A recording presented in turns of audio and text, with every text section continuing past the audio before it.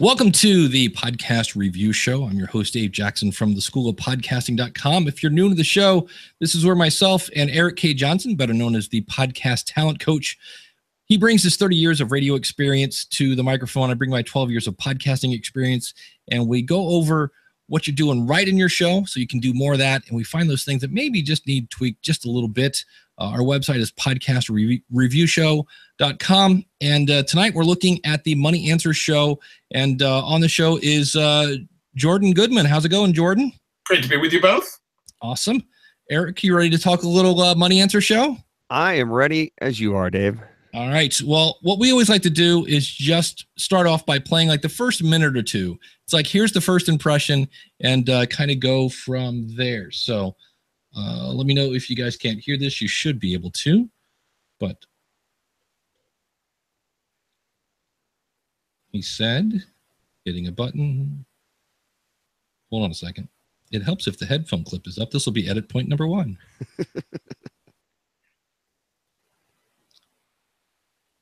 Okay. I just played these literally like 5 minutes ago. I love live stuff. It's radio. What could go wrong, right? All right. I'm going to close this app and redo it. I just tested that like 5 minutes ago. I'm like, everything's great. The volumes are fine. That's good. You can edit it. Yeah. There it is. Okay. And it goes a little something like this. Welcome to the Money Answers Show with host Jordan Goodman. Whether you are starting out, deep into your retirement, or somewhere in between, the Money Answers Show has the know-how to help you. Now here's your host, Jordan Goodman. Welcome to the Money Answers Show. This is Jordan Goodman, your host. My guest this hour is Rick Edelman. He is a famous financial planner. He is a seminar person. He does radio shows. He's got his website, and he's done a lot of books. And we're going to be talking a lot today about his new book, which is called The Truth About Your Future, the money guide you need now, later, and much later. Welcome to the show, Rick. Thank you, Jordan. Always good to be with you. So for people who may not be familiar with it, just tell people briefly your history and how you got to be the media personality and financial planner that you are. Well, I've been doing this for over 30 years now. My wife and I created our financial planning practice back in the 1980s, and we began by focusing on financial education. Back then, there was just very little resource available for ordinary consumers to learn about money and investments and financial planning, and that was our focus. And so we began by doing educational seminars. We began with elementary school PTA groups, teaching them about college savings. That got me invited onto the radio, and eventually I was invited to be the host of a show. I've been doing that for now 26 years, the longest running national personal finance show in the country. And that led to my hosting television shows. I now host some specials for public television. We're producing a new one that's going to come out in November. And I've written 9 books along the way, including #1 New York Times bestseller, and 2 of my books have been named Book of the Year by the Institute for Financial Literacy. And Barron's 3 times named me the #1 independent financial advisor in the country. And Forbes last year named me among the top 10 wealth managers in the United States. So our firm is now one of the largest in the country. We're managing over $20 billion for 35,000 families all across the U.S. All right, so there's the first a couple minutes or so. And for me, I'll just kind of start off. I love the fact that you were to the guest and rolling in like 34 seconds. Right. That was the beautiful thing. Eric, what were your thoughts? I enjoyed that too. I like that we jumped right into him. We didn't waste a whole lot of time with housekeeping right there. I would have liked to have seen a little more focus there at the very beginning. When you ask Rick to tell me about your history and how you got here, it's like asking the guest to tell you their life story with no real direction on where you want them to go, and they could go anywhere. And Rick chose to push a lot of his books and his radio show and a lot of the business aspect of what he does, which gave a little bit of credibility to what he does. But to me, it didn't have much benefit to the listener other than setting him up. I think you could have done that for him. And you kind of did at the beginning. You said he's written a lot of books. He has a radio show, et cetera, et cetera. He's been a financial planner, and then get into it. I would have liked to have seen you hit him with a question that was beneficial to the audience right out of the gate. But I love the fact that we got right to him, that we didn't waste a lot of time there. The idea is I'm trying to establish his credibility. I mean, I know who he is, but he might not know who he is. But I usually start the show that way to establish. Yeah, I just when he was talking about his stuff, I was like, I would have used that to have, like, when he said he was with the number 3 guy for, I forget the one agency that listed him like the top guy. I forget what he said. Yeah. And I was like, I would have used that in my intro. I would have said, blah, blah, and he's been named this and that. And then, you know, so it's not that your intro was bad. I was just kind of like, I say it and he say it, is what you're saying? Yeah, I would. I would have just said, and I always try to bring out, like, why is this guy here? Because, you know, which, yeah, obviously he's a money guy. You did all that. So it kind of set him up to be, which Rick does. Rick likes to pimp himself a lot. And so it was kind of like, all right, the horses are out of the barn. Here we go, which was fine. I mean, the show is an hour, so I figured give him 1 minute. I was a little bit. From the audience's point of view, you know, they may not be familiar with him. And, you know, he's #1 bestseller, and, you know, that gives him a lot of credibility. So what he's going to say has meaning. That's the idea why I let him run like that. Yeah, when it comes to what your audience needs to know to give him credibility, I think you have a better grasp of that than he does. So if you were to say, you know, he was named top 3, yada yada, he has 7 books, 4 of them which are books you should have on your bookshelf. He's been a financial planner for 127 years, and you give your audience the credibility. You know, this is why I brought him on, because I love everything he does. He does A, he does B, he does C, and then you say, Rick, what's the biggest mistake people are making in their investments today, or something like that, where it's right out of the box, and he's given me information that I can use right out of the box. And then as we go further along, we say, you know, of your 127 books, which was your favorite to write, or how is this new book different than your previous 6 or whatever it is? On his latest book is the idea. Yeah, sure. So you're setting him up with the information you believe your audience needs to know, rather than just kind of hoping he hits on the points that you feel are important to your audience.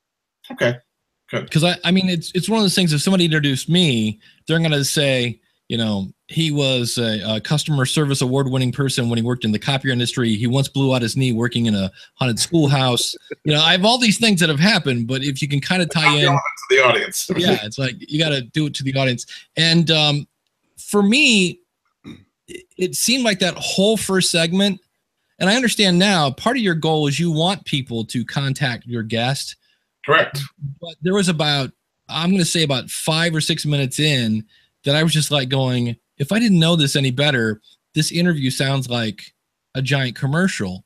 And he even used some verbiage here. I'll go ahead and play this quick clip. And this is what makes us different from any other firm. That, you know, you go to any big box brokerage firm, you know, Merrill has 13,000 brokers in the place.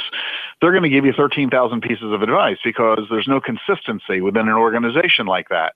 Merrill doesn't care as long as the advice is ethical and honest and in your best interest and helpful. And as long as they're making profits for Merrill and they're staying out of trouble legally, then Merrill's happy with that. It's like a financial supermarket. Our attitude is very different. We don't want the client experience to be dependent upon which advisor you're talking to. And the thing that was interesting about that, you didn't ask him what makes you different.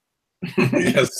He just volunteered that. And I was kind of like, okay, guy, you know, and I was looking. He's got a very big ego. I knew that. I've known him for years. Well, and I actually went back and looked at the questions that you asked him. You asked what resources are available at your website. Yes. What services do you provide? What kind of instruments do you use in your portfolios? That was actually kind of like, okay, now we're getting into the money stuff. Then you asked him how much does he charge? Right. And all those were basically just like, here you go, pitch some more. Pitch some more. I'm saying to the audience, if you want to use this guy, you want to know how much he charges, what his fees are. Okay. The idea is, want to listen to him, maybe want to work with him. So I want people to know what's involved. Okay. What's his minimum, what his fees are, and how he's different from other people. I mean, I don't see it as a commercial. I see it as serving the audience. Service. Okay. If they want to use the service, now they know the basics of what it's about using a service, why he's different from all the other financial advisors out there. Jordan, I don't have any problem with you allow him to do that all day long. I would have just liked to have seen the interview kind of flipped around, because I thought it was incredibly interesting when we got into the fiduciary discussion and whether or not he thought that law was going to come to pass and where he stood on that. And when he started talking about how everybody should be a fiduciary and how that has, your doctor has your best interest at heart. Everybody else has your best interest at heart. Why shouldn't your investment advisor have your best interest at heart? That gave him more credibility in my book than anything he said prior to that point. But we were quite a ways into the interview before we got into that discussion. What I would have liked to have seen is a little more of that, a little more of what he believes and what he feels. Have that discussion first, and then we get into, if somebody wants to work with you, Rick, how much do you charge? What do you get into? What kind of vehicles are you putting people into and their investments and that sort of thing? So I don't have a problem with him pitching his stuff. I would have just liked to have seen the interview kind of in reverse order. Yeah, that's the only thing I'm saying. I always think you want to establish people's credibility and the why first, and then. But you did that with the intro. Right. That's your intro. He's, 11 books, #1 bestsellers, the top guy, blah, blah, blah. Right. Then do that and then build that relationship with the audience. So they're like, oh, wow, this is what this guy thinks. I like the way he thinks. He seems to know what he's talking about. Okay, how do we get to work with you? And then hammering home. To me, I was just like, it was 8 minutes by the time you got to the passive income question. And I was like, okay, we're finally talking about money stuff that doesn't involve, please come work with a guy that I've never met. Right. So that was just, for me, I was like, okay. That's a much longer, I guess you'd call it the credibility part that I normally give. I normally give like maybe 2 minutes. Yeah. He's got a lot. He did cut. Maybe I should have cut him off. I don't know, but he. Well, it's. I don't think that would have been an easy thing. He was.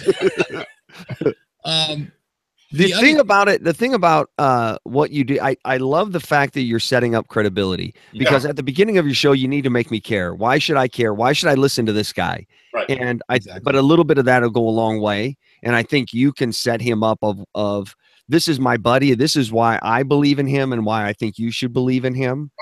And that way you can contain him and you get to dictate how long that goes rather than letting him just kind of run into what Merrill Lynch does compared to what he does, and all of a sudden, I wanted to have that contrast because people don't know the difference between different kind of financial advisors out there. Yeah, exactly. Especially fiduciaries. Fiduciaries are so recent, and becoming in the public eye. Right. And then there's the fiduciary rules. So I was trying to kind of tie it into the news a little bit as well. Yeah, I love that part of it. I think you're a great interviewer. You have great journalistic instincts when it comes to pulling things out of him. I enjoyed that part of it. I would have liked to have him told a few more stories. He's been in the business for a long, long time. And when he got into the fiduciary part, he started telling some stories, but he didn't really dive into it. It was quite factual. And I know that money has a tendency to be that way. I would have liked to have seen it get a little more personal if people he worked with or something like that. I think later in the interview, I had some more stories from him, but mistakes people make. And yes, exactly. When we got later into it, he started opening up a little bit. I enjoyed some of that.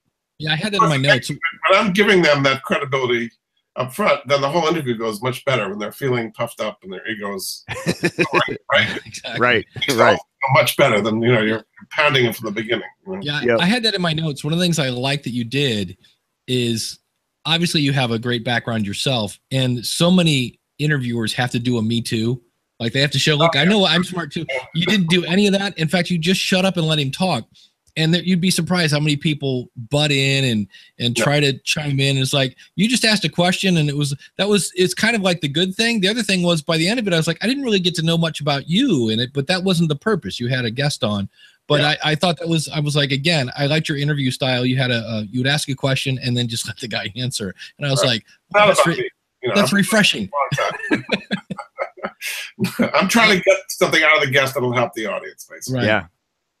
Yeah. You did, congratulations. You did one of my favorite pet peeves. It's not a big one. I just don't understand the concept.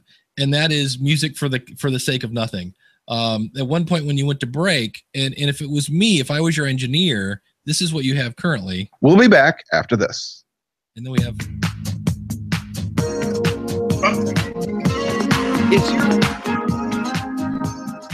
Jordan, is your show also on the radio? Not on terrestrial radio. This is on Voice America Business Network. Okay. Which is the largest internet radio network. Gotcha. Yeah, we're going to talk about them later. But what I don't understand, if it was me, I would have the music under your voice, and then, as you say, we'll be back in a minute, then the music fades in, and then bam, here comes your spot. Again, it was a whopping, 10 seconds to sit there and boogie for 10 seconds, but I was kind of like, I was waiting for a voiceover or something, and then it faded out, and then the spot went, and I went, oh, so we just had 10 seconds for no apparent reason, because you already said we'll be right back. That is the transition. Right. Okay. And so I was either like waiting for an ad, but it was like, oh, music, and then I'm like, oh, there's probably some guy going, do you have something? Nothing. And so it's a pet peeve of mine. And there's a couple. Yeah. But that was the reason I asked if it was on regular terrestrial radio, because network shows use bumper music like that to make that transition from network show to local commercials. Yes. That's that smooth transition. So you need that bumper music. But if you're not on terrestrial radio, then there's really no need for it. Okay, good. The other thing, we already paid that. So I'm assuming Voice America I understand they give you a producer who is then setting up the phone call for you and your guest, and then they're on the line as well, right? As an engineer, I would call him engineer. Yes. Okay, because the one thing. Yes, and okay, good. I do all that, and I get the books, and we do a description, and there's a description of the guest, and a picture of the guest, and they send out a promotional e-card before the show, and I'm probably going to save you a lot of money by the end of this thing. But one of the things that was driving me crazy by the end of it was this kind of stuff. Because it's going to cost the financial services industry,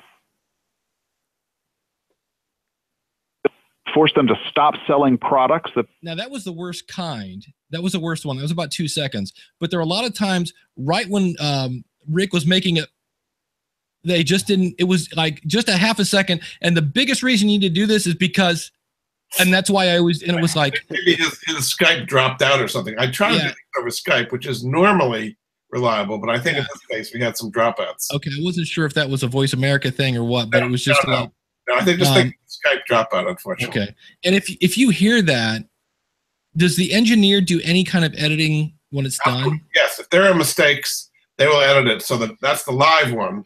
Yeah. But in the edit, they should clean out anything like that. I mean, that's kind of hard to change because you miss words, Like, what I would do is just say, hey, Rick, this is going to be edit point number 1. We missed that thing. Can you just do that question again or do that answer again? I mean, that's up to you, because sometimes it is just like depending on what missed. But I counted 6 by the time the show was over. I can remember that now. He had Skype problems, is what it came. Well, as tonight we had Google Hangout problems, so it's and he doesn't even need to answer the entire question again. He can just pick up from that point. If it drops out, say you just dropped out. If you could start from right there where you said, pick it up from right there. They just edit that in. Not perfect. So, okay. One thing I noticed in the show is you solicit calls quite a bit, and are you able to take live calls during the show? Does your engineer? Can they? What I might recommend, if you're having trouble getting the phone to ring, solicit questions online, maybe through your social media or something like that prior, and then find good questions, and then reach out to those folks and say, hey, can we call you and get you on the show? Because whether you call them or they call you, it really doesn't matter as long as they're on the show asking a question. Yeah. So set up a couple of those people ahead of time. Where, if Dave asks a question on your Facebook page, reach out to him, go, that's a great question, Dave. Would you mind being on the show Saturday? We can call you and get you on at 2:30 Eastern time. And then have the producer call him up and we say, hey, we have Dave on the line from Akron. Dave, what's your question? And then Dave's right there. So it sounds like Dave called in, but you're really initiating the call. I'll tell you a fun story of one I did recently. There was a guy on named Steve Down, and the caller came in was an ambush, and I didn't know about it. But it was in a good way. In other words, the guy turned out to be having all kinds of SEC problems, and this is a guy who knew all the details of what this guy had done wrong. So it got this big confrontation, and the guest ended up hanging up. So I ended up interviewing the caller for the rest of the show. That was exciting. Wow, that's a left turn right there. That'd be pretty cool. I called in with another piece of dirt, so it was exciting. So you never know what happens with calls. Yeah, that's that's it. And you have to, with callers, it's a whole nother skill, because I do a live show on Saturday, and there are times when somebody will make their point and they don't have anything else to say. Yeah. And they'll just start to repeat themselves. That's when you have to kind of go, okay, thank you for the call. Right. And meanwhile, going over to, Bob from Albuquerque. Yeah. Exactly. One of the most amusing things I found in this interview was the fact that Rick starts talking about how people can't predict the future. That, if people are teaching you something, those are shows you ought to pay attention to. But if they're just predicting the future, those shows are just noise, and you should ignore them. Yet the title of his book is The Truth About Your Future, and how he predicts how industries will change in the future, and all of these future predictions. Right. I thought, okay, well, that's quite. I mean, I think what he was saying is you can't predict like the market day-to-day movements. Right. Yeah, right. You can't predict the ups and downs. And talking about are quite predictable. Artificial intelligence and robotics and 3D printing are going to grow. I mean, that's a prediction that he's making, which is not too controversial. Right. What I think he was talking about is, you can't kind of time the market and what's going to happen. CNBC saying the market's going to go up in the next 10 minutes, all that's noise. And right. Get out and buy bonds or go buy gold or. Well, that's where I liked where he mentioned that the average age of a company back in the day was like 65 years, and now it's like 15. Right. And I was like, that's a really cool stat. Because for a while, when he got into the 3D printer stuff and whatever else, I was like, are we still talking about money here? And then he finally brought it back. Yeah.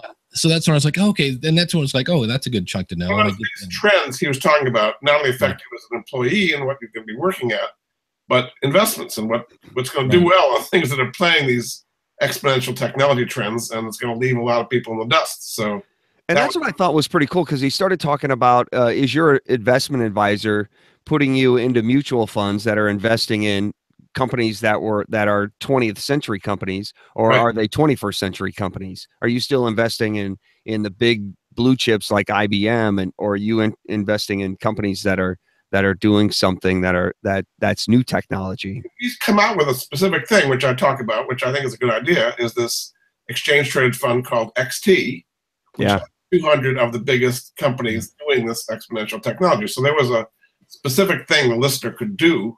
Yep. Taking out of the interview, and it was in his book. It just wasn't just 3D printing, but here's a specific thing you can do that'll actually put it into action. So I wanted him to kind of explain that.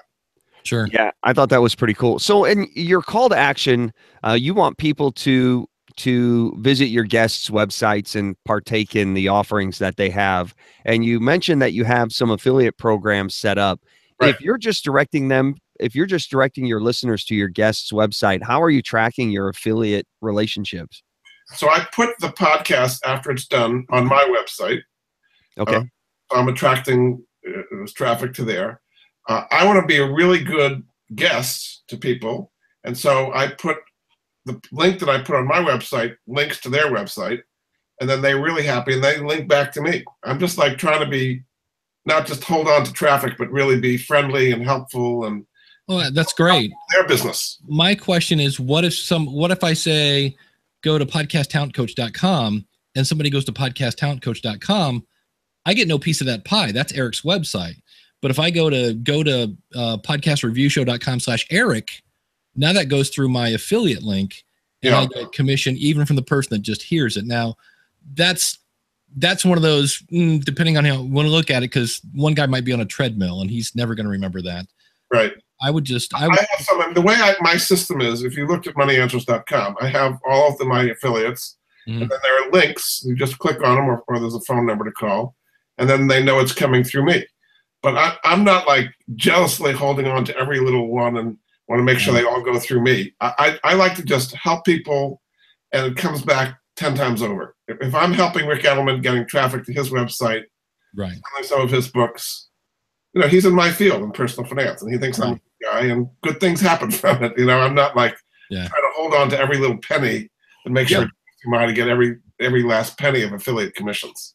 Yeah, I don't have a problem with the way you're doing it. I was just curious how you had it set up. So if you have the affiliate links on your website where people can find them there, or if they just head over to Rick's website and you have no problem with that, then I don't have any problem with that. Yeah, I don't. I was just letting you know. It's karma, You could be leaving exactly. It also actually helps me get really good guests. Those people that book me say, and he's going to put a link on his website to your site. Like, great, So I get really, really top people. Rick Edelman's an example of really, really top people. Yeah. Nice. By giving them something, they cooperate with me that they might not cooperate with other people. So my style. Well, speaking of your website, let me go ahead and share this. And this is where it's kind of interesting because we're used to looking at somebody who's a podcaster, that their main focus is the podcast. When you go to your website, that is not your main focus. Your main focus is your live events, your resources, your books and things like that. I am changing it. So you see across the top there, where it says the Money Answers Radio Show. I'm about to bring that into those top things. So it says live events store about Jordan. You know what? Until you mentioned that right now, I never saw that. Yeah, it took me about 3 minutes to find that little link. Yeah, I'm glad I went down here. Down into the, I agree with you, and I finally found it by going to resources, and then I saw radio shows. Yeah, but I'm bringing that down. That's going to be one of those, across the top. One of the drop-down menu. It's going to say the Money Answers Radio Show. You'll be able to go to each show. I've been doing it for 10 years every week. Wow. So I've got like 800 shows or something like that. I don't even know how many I've got. Well, the thing that when I went to your radio shows, because that keeps me here on your site, and I like you look great in all these shots, and there's some great photography here. But when I scroll down here, yes, I can listen to your show, but there's no way if I wanted to subscribe to your show in iTunes or in Stitcher or in any of the podcatchers, because that's really where I know on one hand you're like, no, I want to keep them here on my website. That's the goal. But I agree, and it's about to be launched in a day or so. I mean, got it. I've been on my web developers to get this done. Yeah. It is on iTunes now. Well, yeah, because the other thing that was interesting is I happened to be back on the front page, and I was like, where is his stuff? And then I saw down here where you have the Money Answers Radio Show here. When I click on listen here, this, and hopefully it doesn't take as long as it did earlier. I did this earlier, and it took forever for this page to load. No, that's not that bad. That wasn't so bad that time. Yeah. But this auto starts, which depending on who you talk to is really bad web design, because now everybody knows that George in accounting is not doing the Frapper report because all of a sudden your music starts playing. And then here I was still trying to find the podcast. I'm like, well, where is it? And I still kind of go. It's on the upper right. There's the episode. That's the most recent episode right there. Okay, but I don't see. Oh, I see. Because see what I'm looking for is a play button. Well, that listen now goes to that particular one, and then you can play it. Okay, because I'm used to. There it is, and then you can click on it there, and you can play it. The green button, the play button. There it is. So that's the latest. That's the show I did this last Monday.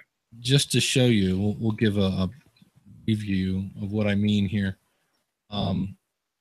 This is the guy who's going to be interviewed in our next episode. Mm-hmm. Explain what a play button, because you have a play link, and now Harry's there. See how these are giant. Now again, this is a podcaster's website, but in theory, we're now on the radio's website. This is Voice America, correct? And I don't have to search, especially on a phone, which is where 80% of podcasts are listened to now. Yeah. I don't have to look for these play buttons. They're gigantic. Now I'm looking for this little itty bitty red thing, and I was like. Then the other thing I found out is, and so this, I like this here, what they did good is you do have the ability to download it. You do have your show notes here. They have the ability to share it and things of that nature. But, for me, I was again looking for the play button, because originally what's the first thing I had to do was stop this thing from going off, because there it goes again. And that will annoy the bejesus out of your audience if they go over to your website every time and it's that same video. Yeah. But I like the fact that you have listen on iTunes, and you do have a thing here to Stitcher, which is good. So you've got Android and iTunes. Right. I did want you to know that when you go to your iTunes listing, Mm-hmm. the website that is listed here is not your website. It takes you back to Voice America. That's okay. 'Cause that's where the shows are. Shows are. Okay. I just making sure you knew that. Yeah. That's The other thing, did they submit this show to you, to iTunes for you, or did you do it? I've got somebody who does that. Okay, but do you have access to, because the reason I ask is later this year, iTunes is going to release stats. And if you don't own what's called the Apple ID, which is usually what you use to buy stuff on iTunes, you log in under that and submit your show. If you let somebody else do that for you, they now have complete control over your show. Okay, that's good. I'll look into that and make sure. No, I have an Apple ID, and we'll make sure it's. Yeah, because they do have kind of a way that you can transfer that back now, which is good. The other thing I was worried about is, let me see here. I think it's over here. Yeah, the email listed right now in your feed, in your RSS feed, without getting too geeky here, but that's basically what syndicates your show. Yeah. The email ads ends in MadAvox. Is that yours? Motivox. Motivox. Motivox is the email address for Voice America. Okay. The company behind it is called Motivox. Yeah, so that again is not great because iTunes basically would say then that they own your show. And Motivox does, you mean? So it should be my email address. It should be your email address. Okay, that's good. So it's just, I looked at it and it was like, because the thing that got me that I had a question about was, and if I can find where you guys went, I have so many windows open here. Stop, share screen. I'm like, where'd you guys go? The ads that were played on the show, do you get paid for those?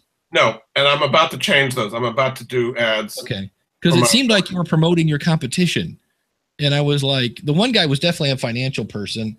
I mean, just to give you a sense, Voice America Business, I'm by far the #1 guy on there, like not even close.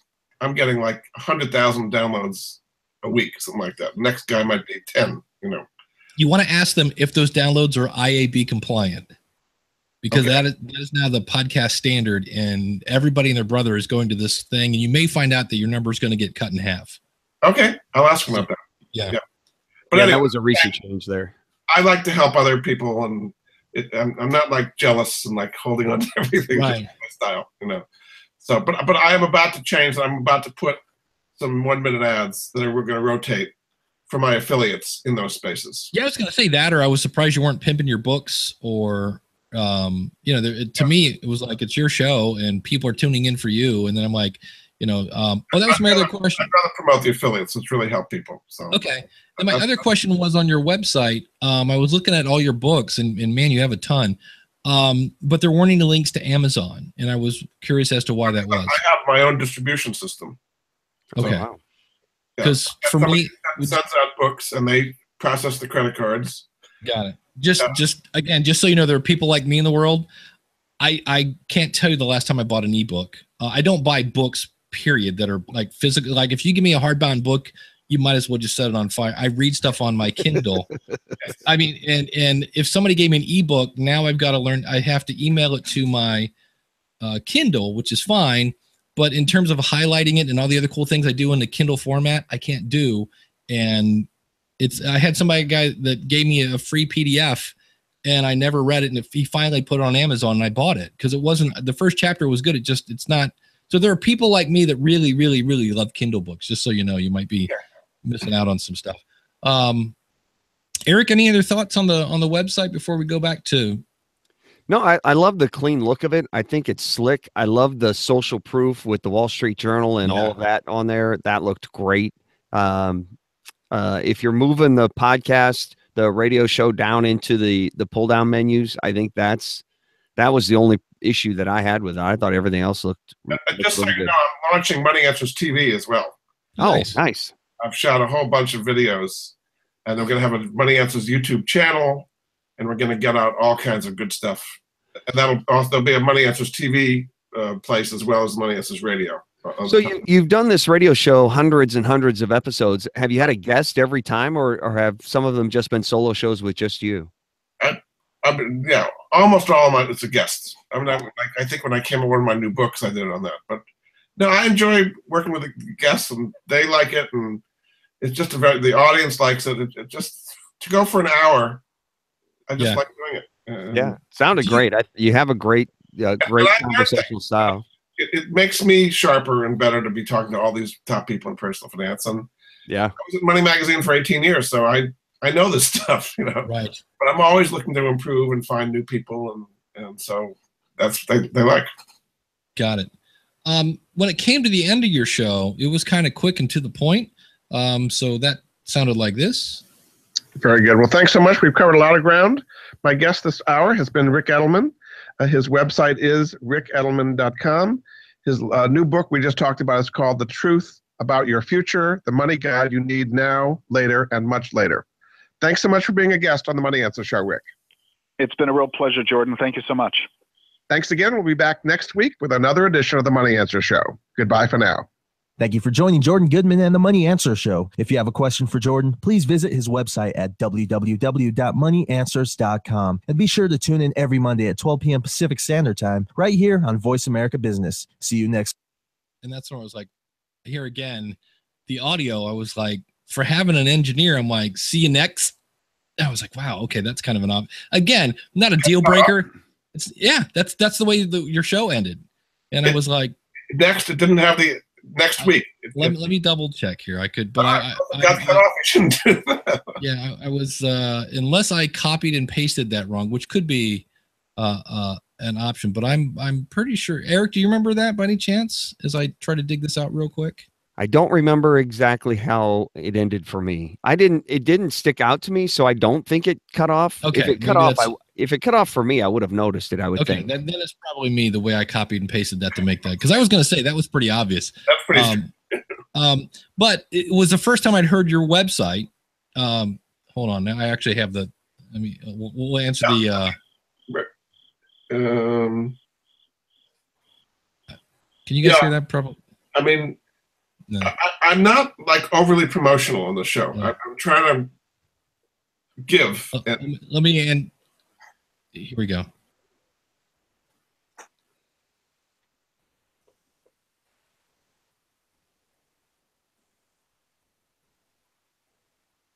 No, that's how it ends. See you next. That's how the show. That's the show. At least that's the show I downloaded from your website. I'll check that out. And see. We should get it next week. Yeah. But that was the first time I heard your website. And I understand now it's a different mindset. You're very much about your guests and promoting them. And so I'm used to somebody giving themselves a little bit of a plug to, hey, if you'd like to check out my books or get on my newsletter, read my blog, everything is available over at moneyanswers.com. I was just surprised that there was so very little promotion of you. And remember, when they go onto the website, it's got that whole promotional video. It's about me and Money Answers, and right. But you only mentioned your website like once through the whole podcast, and I was like, do it a little bit more. Yes. Yeah, maybe, or even your intro. Here he is, your host from moneyanswers.com. Yeah. Jordan Goodman. Something to kind of start getting that branding in there a little more. Eric, what were your thoughts on the outro? I appreciate the big heart that you have, Jordan, and that you love to help other people, and the show's all about giving. I don't have any issue with that. The one thing I would love to see in the show itself is to learn a little bit more about you, because you're the one thing that is consistent week after week after week. If I tune in next week or the week after, the one consistent thing is I'm going to get you. And right. I would love to create a little bit of a relationship there by learning a little bit about you and what you do, and the fact that you've worked for Money Magazine, and that you have the website. Are you a Are you just a financial blogger? Are you a financial advisor? What is your background? Let us get to know you a little bit. And you don't have to do it in a big pluggy salesmanship kind of look at me sort of way. You know, just little bits and pieces as you go along through your story, sharing a little bit about you and what you do and who you are, lets us get to know you and like you even more. So we come back each and every week to hang out with you and see what other cool guests you're going to. I can also put money. I mean, obviously, when they go to moneyanswers.com, they get the full picture of all the different things I do. So getting the website on there a little bit more would be leading them there. That might, but it's one of those things too. If you can work any kind of personal story into the point you're making, it's a way of letting your audience into you and building that relationship without being. One option that is always silly is people start talking about their favorite French toast recipe when they're supposed to be talking about, interest rates. Right. So that's not what I'm talking about. But any kind of I don't know if you had a chance to read this guy's book, because I realize if you're interviewing all these people, sometimes you just have to. I actually read all these books. So I could see going, hey, one of the things I really liked about in chapter 4, just to kind of say that, hey, this is what he liked, just to give me an insight into what you're thinking. Because that was the only thing I put is like after listening to this, you did a really good job of letting the guest talk, but I learned like zero about you. And aside from one little mention at the end to go to your website. And then there wasn't any kind of like, why should I go to your website? It's your website, but it wasn't like go there for the free newsletter and get the blah, blah. There was no incentive to go besides it's your website and it's easy to remember. It's, just moneyanswers.com. I could promote a little bit more, but I'm doing that all the time when I'm on terrestrial radio and terrestrial. There you go. All the time. I mean, I'm on shows all the time promoting and this is like my chance to, share it with other people. That's kind of always been my attitude. Jordan, do you know who your guest will be on the next show when you're doing this show? Mm-hmm. Right now, I've got them scheduled out to March. Can you promote that at the end? Can you say, hey, next week we're going to be talking to Dave Jackson about yada yada, and I hope you'll tune in and we'll talk to you then. Yep, absolutely. That would be good. That would be a great little piece Tease. of bait to kind of tease them, get them back to the next show, give them a real reason to tune in, and maybe a little nugget of what they'll learn, or we're going to ask him X or Y or whatever it is. Yeah, I'd have to allow enough time for that because normally it's a pretty tight out, but I could do that. That's a good idea. Because that if you're trying to grow your audience, you could tie that in with, hey, next week I'm going to be talking with Eric K. Johnson. He's the podcast talent coach. And if you never want to miss an episode, it's super easy. Just go to the website, click on the subscribe button. You'll get every episode for free. Yeah. Done. You kill two birds with one stone that way. So, and I realize it's like you've got 15 seconds to say, 2 minutes for this stuff. I can do that. That would be good. Awesome. But all in all, like I say, I was really impressed with the fact that you just got out of the guest way. I cannot stress how that was just so refreshing. That unusual, huh? it really is. So many people, especially when you get somebody with your background, you've been doing this so long, like you said, your Money Magazine, that, obviously we all have egos, but sometimes people, they just gotta, especially if you have somebody who has a good guest, they somehow have to do the Me Too thing. And a lot of times it's just repeating what their guest just said, just so they can go, oh yeah, I'm smart too. Trying to push the guest. And so I thought that was ask some provocative questions. Yeah, like I said, I love the fact that you got right to the guest in like record time. All in all, not a bad show. Eric, what were your thoughts as we kind of wrap things up here? I thought it was solid. I think you're a solid journalist and a solid interviewer. There were a couple times where he didn't answer the question directly, and you went right back at him with a reframing of the question. There was one time you were talking about, what about Korea? What should people do about that? And he said, just ignore it. And then he stopped and you said, well, yeah, but what if war breaks out? Then what? And then he actually gave you a legitimate answer, which I thought was good. It's just another example of your journalistic skills. I thought it was a solid show, just a little polishing here and there, and just some tips we thought might be able to help you take it a notch further, but you're well on your way. It's a great show. Very, very informative. And, you got great guests. You know what you're doing. Well, thank you. Yeah, awesome. No, I'm always wanting to make it better too. Mm-hmm. Great. Well, again, you can find Jordan over at moneyanswers.com. Eric, where can people find you? You can always find me at podcasttalentcoach.com, my podcast and all my helpful information right there. And how about you, Dave?